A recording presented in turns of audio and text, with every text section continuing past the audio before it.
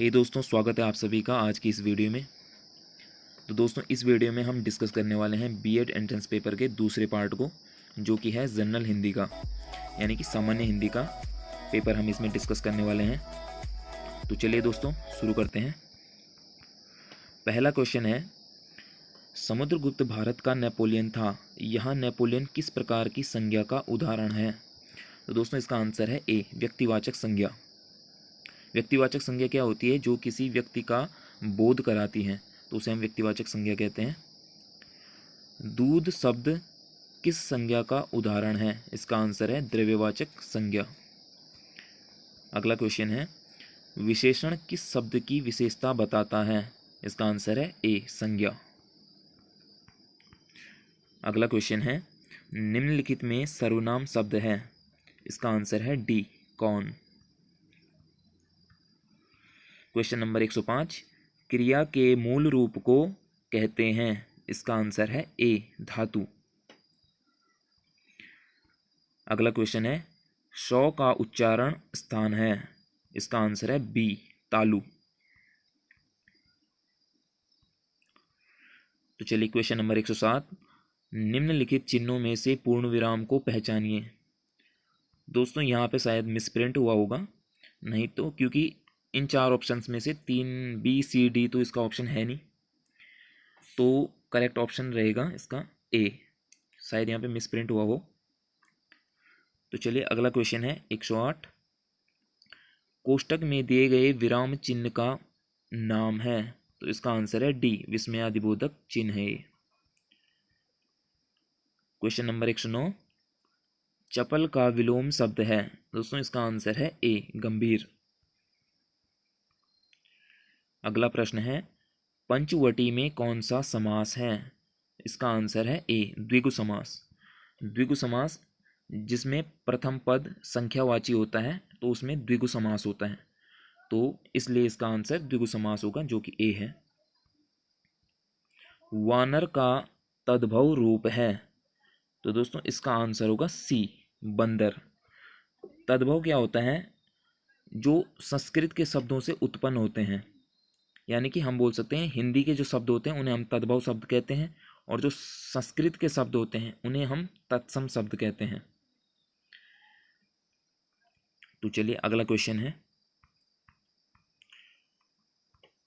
निम्नलिखित में से कौन सा शब्द तत्सम है? मैंने कहा था कि जो संस्कृत के शब्द होंगे वो तत्सम शब्द होते हैं, और जो हिंदी के जो शब्द होंगे उन्हें हम तद्भव शब्द कहते हैं। तो ये देखिए आप, संस्कृत का शब्द एक ही है इसमें, उद्गम। तो answer is a. Question number 113, छात्रावास में कौन सी संधि है? सही विकल्प बताइए। तो इसका आंसर होगा दीर्घ संधि, क्योंकि यहाँ है औ धन आ बराबर आ, तो ये दीर्घ संधि होती है। अगला क्वेश्चन है, रत्नाकर का संधि विच्छेद होगा। तो इसका करेक्ट आंसर है डी, रत्न धन आकर। क्वेश्चन नंबर 115, निम्नलिखित में से शुद्ध वर्तनी वाला शब्द कौन सा है? तो इसका करेक्ट आंसर होगा बी, उत्तरदायी। क्वेश्चन नंबर 116, अनु उपसर्ग से बना शब्द है। तो इसका सही आंसर है ए, अनुचर। उपसर्ग क्या होते हैं? जो किसी शब्द के पहले जुड़कर उस शब्द का अर्थ बदल देते हैं, उन्हें हम उपसर्ग कहते हैं। तो चलिए अगला क्वेश्चन है, क्वेश्चन नंबर 117, वृक्ष से पत्ते गिरते हैं। इस वाक्य में से कौन सा कारक है? तो दोस्तों, इसका आंसर होगा ए, अपादान। क्योंकि वृक्ष से पत्ते अलग हो रहे हैं, तो अलग होने के संदर्भ में हमारे पास अपादान कारक होता है, तो इसलिए इसका आंसर होगा ए। फिर क्वेश्चन नंबर 118, बच्चे बस से पाठशाला जाते हैं। इस वाक्य में कौन सा कारक है? अब देखिए दोस्तों, बच्चे बस से पाठशाला जाते हैं, तो यहाँ पे बस से, बस क्या है? एक साधन है, तो साधन के लिए हमारे पास कौन सा कारक होता है? करण, करण। तो इसका सही आंसर रहने वाला है बी। अगला क्वेश्चन है परिचित का पर्यायवाची शब्द बताइए। आंसर है बी ज्ञात। क्वेश्चन नंबर 120 जो लौकिक न हो वाक्यांश के लिए एक उचित शब्द बताइए। तो इसका आंसर होगा अलौकिक। अगला क्वेश्चन है वह स्थान जहां पृथ्वी और आकाश मिलते हुए से दिखाई दे पड़ते हैं वाक्यांश के लिए एक उचित शब्द बताइए। तो इसका आंसर होगा ए, उस स्थान को हम क्षितिज कहते हैं। अगला क्वेश्चन है तीन तेरा होना इस मुहावरे का अर्थ क्या है। तो इसका आंसर होगा बी तितर बितर होना।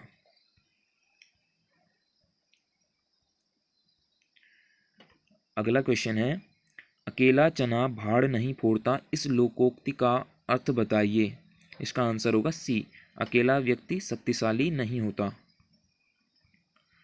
तो चलिए क्वेश्चन नंबर 124 आए थे हरि भजन को ओटन लगे कपास इस लोकोक्ति का अर्थ बताइए। तो इसका सही आंसर होगा दोस्तों बी वांछित कार्य को छोड़कर किसी अन्य कार्य में लग जाना। अगला क्वेश्चन है चौपाई के प्रत्येक चरण में मात्राएं होती हैं। तो इसका सही आंसर है सी 16 मात्राएं। रहीमन पानी राखिए बिन पानी सब सून पानी गए न उबरे मोती मानुष चून। प्रस्तुत पंक्तियों में कौन सा छंद है। दोस्तों इसका आंसर है ए दोहा। अगला क्वेश्चन है शिल्पगत आधार पर दोहे से उल्टा छंद है। इसका आंसर होगा सी सोठा। चलिए क्वेश्चन नंबर 128 मेरे तो गिरधर गोपाल दूसरो न कोई जाके सिर मोर मुकुट मेरो पति सोई। तो इस पंक्ति में कौन सा रस है। तो इसका सही आंसर रहने वाला है क्वेश्चन बी श्रृंगार रस।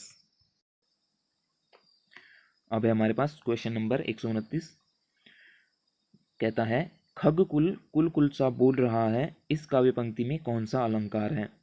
तो दोस्तों इसका आंसर है डी यमक अलंकार। यमक अलंकार क्या होता है जब एक ही शब्द जो होता है बार बार रिपीट होता है और हर बार उसका अर्थ जो है अलग अलग होता है तो वहाँ पे यमक अलंकार होता है। तो यहाँ क्या है इसमें पहले कुल का अर्थ तो है समूह और जो दूसरा और तीसरा कुल है इसका अर्थ है मधुर ध्वनि। तो इसका अर्थ होगा कि पक्षियों का समूह जो है मधुर ध्वनि सा बोल रहा है। तो यहाँ पे यमक अलंकार रहने वाला है। तो चलिए दोस्तों आगे बढ़ते हैं। क्वेश्चन नंबर 130 मन चंगा तो कठौती में गंगा यह काव्य पंक्ति किसकी है। यह है रविदास जी की। क्वेश्चन नंबर 131 हिंदी साहित्य में स्वर्ण युग की संज्ञा किस काल को दी जाती है। तो इसका आंसर है बी भक्ति काल को। अगला क्वेश्चन है आधुनिक मीरा किसे कहते हैं। इसका आंसर होगा डी महादेवी वर्मा को। विश्व हिंदी दिवस कब मनाया जाता है। 14 सितंबर को। देवनागरी लिपि की उत्पत्ति किस लिपि से हुई है। ब्राह्मी लिपि से। हिंदी शब्द मूलतः किस भाषा का शब्द है। दोस्तों इसका आंसर है सी फारसी भाषा का शब्द है हिंदी शब्द। चलिए आगे बढ़ते हैं कर्ता का विलोम शब्द बताइए। दोस्तों इसका मैं श्योर नहीं हूँ लेकिन बी हो सकता है। अगर आपको सही आंसर इसका पता है तो आप कमेंट सेक्शन में मुझे बता सकते हैं। तो चलिए आगे बढ़ते हैं। क्वेश्चन नंबर 137 हिंदी में लिंग कितने प्रकार के होते हैं। तो इसका सही आंसर है दोस्तों ए 2 पुल्लिंग और स्त्रीलिंग। जबकि जो बी है ये अगर पूछा जाता है कि संस्कृत में लिंग कितने प्रकार के होते हैं तो इसका सही आंसर होता है बी संस्कृत में 3 प्रकार के लिंग होते हैं पुल्लिंग स्त्रीलिंग और नपुंसक लिंग। और हिंदी में केवल 2 प्रकार के लिंग होते हैं पुल्लिंग और स्त्रीलिंग। तो इसका सही आंसर है ए। क्वेश्चन नंबर 138 शुद्ध शब्द बताइए। तो इसका आंसर है ए। अगला क्वेश्चन गाय बहुत काली है इस वाक्य में बहुत क्या है। इसका आंसर होगा बी प्रविशेषण। प्रविशेषण क्या होता है जो कि विशेषण की विशेषता बताता है उसे हम प्रविशेषण कहते हैं। तो यहाँ पे बहुत शब्द जो होता है काली शब्द की विशेषता बता रहा है तो ये प्रविशेषण है। क्वेश्चन नंबर 140 पीतांबर कौन सा समास है। दोस्तों इसका आंसर है डी, कर्मधारय समास, क्योंकि इसमें पीताम्बर में पहला पद विशेषण और दूसरा पद विशेष्य है। क्योंकि हम इसका संधि विच्छेद करें अगर, तो पीत धन अंबर, तो पहला पद विशेषण है जो कि विशेषता बता रहा है, और दूसरा पद है विशेष्य जिसकी विशेषता बताई जा रही है, पीले हैं वस्त्र जिसके। तो चलिए अगला क्वेश्चन है, ओष्ठ व्यंजन कौन सा है? तो इसका सही आंसर है सी। अगला क्वेश्चन है, पीपर पात सरिस मंडोला, इस काव्य पंक्ति में कौन सा अलंकार है? तो दोस्तों इसका आंसर होगा ए, उपमा अलंकार। आप यहाँ पे देख सकते हैं कि पीपर पात सरिस मंडोला, तो यहाँ पे तुलना की गई है, और जब कभी तुलना हो तो वहाँ पे उपमा अलंकार होता है। तो इसका सही आंसर है ए। प्रतिवर्ष में उपसर्ग लगा है, तो इसका सही आंसर होगा डी, प्रति। लेखक शब्द में प्रत्यय है, तो इसका सही आंसर है ए, अक। प्रत्यय क्या होते हैं कि जो शब्द के अंत में जुड़कर उस शब्द का अर्थ बदल देते हैं, उन्हें हम प्रत्यय कहते हैं, और जो शब्द के शुरू में लगते हैं उन्हें हम उपसर्ग कहते हैं। शांत रस का स्थायी भाव क्या है? जो इसका सही आंसर होगा बी, शोक। अगला क्वेश्चन है, रामचरितमानस ग्रंथ किस भाषा में लिखा हुआ है? तो इसका सही आंसर है सी, अवधी भाषा में लिखा हुआ है, और गोस्वामी तुलसीदास जी ने इसको लिखा हुआ है।